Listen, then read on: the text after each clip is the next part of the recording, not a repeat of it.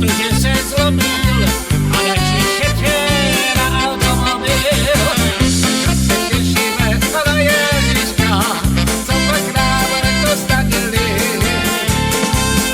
Asi dostanem od Ježíška, stačí svetr nebo knížka, všichni chcem však od Ježíška, jen aby byl šťastný a veselý. Pojďte Jan. No hraješ? Čo je to je more? Čo to je? Panenko Mario. Blázníš? Ištene, eziďu. Ale čo to je? Evdúr. Tak se těšíme na Ježíška, co pak nám letos se naděli. Ale že co pak asi dostanem od Ježíška, to bychom rádi věděli. Ale že já asi nic, protože jsem zlomil a naši šetře na automobil.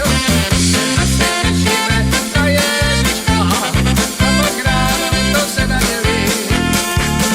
Co pak asi dostanem od Ježíška, ale že stačí svetr nebo knížka, všichni chcem však od Ježíška, je na ním šťastný a veselý. Naposledy.